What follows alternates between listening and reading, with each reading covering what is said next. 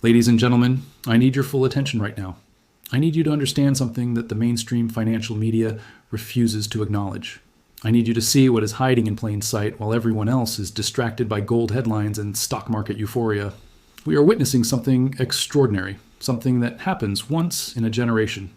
Every major asset class on the planet is trading at or near all-time highs simultaneously. Gold is at record levels. Stock markets around the world are scaling heights that sounded like fantasy just 2 years ago. And silver, the asset that Wall Street loves to ignore, the asset that the banks love to suppress, is on a tear that is making the smart money very, very nervous.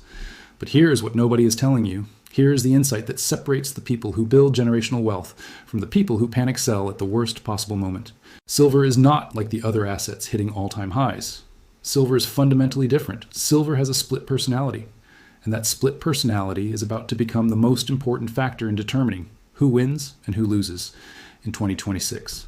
Let me explain exactly what I mean, because until you understand the dual nature of silver, you cannot understand why this moment is so critical. Gold is simple. Gold is money. Gold is insurance. Gold responds to fear, to uncertainty, to currency debasement. When central banks print money, gold rises. When geopolitical tensions escalate, gold rises. When trust in the system erodes, gold rises. The thesis is clean. The narrative is straightforward. But silver? Silver refuses to fit into a single box. Silver has a monetary role that stretches back thousands of years. Silver has been money longer than any currency currently in circulation. But silver also has something that gold does not have. Silver has massive, growing, irreplaceable industrial demand. Think about what the world needs to function in 2026 and beyond. Electric vehicles. Every single EV rolling off the production line contains silver in its electrical systems, its batteries, its contacts, solar panels. The photovoltaic industry is consuming silver at rates that would have seemed impossible a decade ago. Every panel that gets installed on a rooftop, every solar farm that goes online, every megawatt of renewable capacity that gets added to the grid requires silver. Electronics, your smartphone, your laptop, your smart home devices, your medical equipment, all of it contains silver. The conductivity is irreplaceable. The applications are expanding. This is why I call silver the split personality metal. On one side, you have the monetary demand, the people buying silver as a store of value, as insurance against currency collapse, as protection against systemic risk. On the other side, you have the industrial demand, the factories, the manufacturers, the technology companies that need physical silver to build the products that the modern economy depends on. And here's where it gets explosive. Both sides of the demand equation are firing at the same time. The monetary demand is surging because the same forces that are pushing gold to all-time highs are pushing silver. Central banks are buying. Real interest rates remain uncertain. Geopolitical flashpoints refuse to cool off. The distrust in fiat currencies is not going away. The fragmentation of global trade is accelerating. The hedge against policy mistakes is more valuable than ever. But the industrial demand is also surging because the green energy transition is not slowing down. The electrification of transportation is not reversing. The digitalization of the global economy is not pausing. Every single trend that is reshaping the 21st century economy requires more silver, not less. So you have fear demand on one side and growth demand on the other side. You have the people buying silver because they are scared, and the people buying silver because they are optimistic. Both of them are competing for the same shrinking pool of available metal. This is why silver can outperform gold dramatically in certain environments. When you have both engines firing, when the monetary buyers and the industrial buyers are bidding against each other, the price does not just rise, it explodes. We have seen this before. In 2020 and 2021, silver outperformed gold by a massive margin, and the conditions that created that outperformance are reassembling right now. But I have to be honest with you. I have to give you the complete picture, because the split personality of silver is not just a source of upside potential, it is also a source of danger. The same dual nature that allows silver to outperform when conditions are right can cause silver to crash harder and faster when conditions turn. If industrial demand disappoints, if the global economy slows more than expected, if the green energy transition hits roadblocks, if manufacturing contracts, the industrial side of silver demand can evaporate quickly. And when industrial buyers step back, the price has fewer supports. Gold does not have this vulnerability. Gold is almost pure monetary demand. If the economy slows, gold often rises because fear increases. But silver? Silver can fall even when fear is rising if the industrial demand is collapsing at the same time. The two sides of the personality can work against each other instead of with each other. This is why silver is more volatile than gold. This is why silver can give you 50% gains in a single year and then give you 30% losses the next.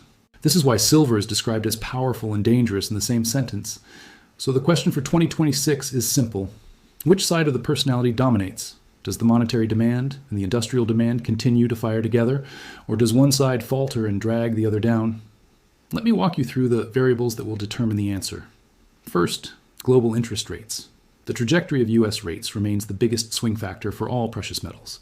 If the Federal Reserve continues to cut, if real rates decline, the opportunity cost of holding silver disappears. Money flows into hard assets. Silver benefits on both the monetary and industrial side because lower rates stimulate economic activity, which increases industrial consumption. But if rate cuts stall, if inflation reaccelerates and forces the Fed to pause or reverse, then the calculus changes. Higher rates strengthen the dollar. A stronger dollar tightens global liquidity. It pressures emerging markets. It makes commodities more expensive for international buyers. Silver would face headwinds from both directions. Second, the US dollar. This is perhaps the most underappreciated variable in the silver thesis. A weakening dollar is rocket fuel for silver. It makes the metal cheaper for buyers outside the United States. It encourages capital flows into commodities. It supports global trade and manufacturing activity. But a strengthening dollar is the opposite. It acts like a tax on silver. It dampens international demand. It tightens financial conditions everywhere. Watch the dollar index like your portfolio depends on it. Because it does. Third, China's economic stability. China is not just the world's largest consumer of industrial silver, it is also increasingly a buyer of monetary silver. Chinese industrial demand for solar panels, electronics, and EVs is staggering, but Chinese investment demand is also rising as citizens seek alternatives to a shaky property market and uncertain economic outlook. If China stabilizes and grows, silver benefits enormously. But if China stumbles, if financial stress emerges, if the property crisis deepens, the industrial demand could crater. And remember, China is also the source of much of the world's silver supply through refining and processing. Any disruption there affects both supply and demand simultaneously. Fourth, geopolitical conflicts. The world is not becoming more peaceful, it is becoming more fragmented. Conflicts today are not localized events. They impact supply chains, energy prices, currency stability, and central bank decisions. Every escalation, every new front, every sanction regime pushes more investors toward hard assets. Silver benefits from this fear. But geopolitical risk can also disrupt the industrial economy. If supply chains break, if energy prices spike, if manufacturing gets hit, the industrial demand for silver can suffer even as the monetary demand rises. This is the tension at the heart of silver's split personality. Fifth, the green energy transition. This is the secular tailwind that the silver bulls point to constantly. Solar installations are breaking records. EV adoption is accelerating. Grid infrastructure is being upgraded. All of this requires silver. And unlike other commodities, there is no substitute for silver in many of these applications. The conductivity is too good. The properties are too unique. If the green transition continues at the current pace, if policy support remains strong, if investment continues to flow into renewable energy, silver has a structural demand story that could last for decades.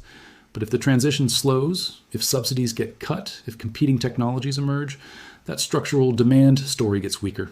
So what does all of this mean for you as an investor in 2026? It means that silver is not a simple trade. It is not a buy and hold forever asset like gold can be. It is not a set and forget allocation. Silver requires attention. It requires understanding. It requires the willingness to ride volatility that would terrify most investors. But for those who understand the split personality, for those who position correctly, for those who recognize when both engines are firing together, the rewards can be extraordinary. The institutions understand this. The industrial buyers understand this. The central banks that are quietly accumulating understand this. The question is whether you understand it. The article I referenced earlier said something that every silver investor needs to hear. Silver works best in small allocations, backed with a long-term view, as a satellite holding rather than a core position. That is conventional wisdom. That is what the financial advisors will tell you. But conventional wisdom does not account for the specific moment we are in. Conventional wisdom does not account for the fact that every major asset class is at all-time highs simultaneously. Conventional wisdom does not account for the structural supply deficits that are developing in the silver market.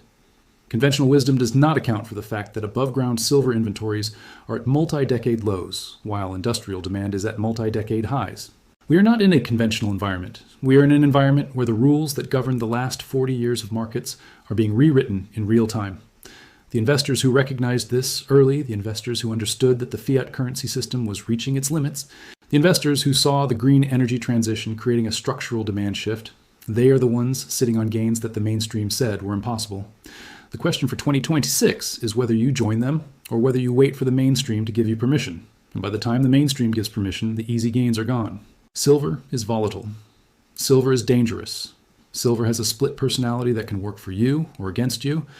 But silver is also one of the most asymmetric opportunities in the entire financial system right now. The monetary demand is real. The industrial demand is real. The supply constraints are real. The question is only timing and positioning.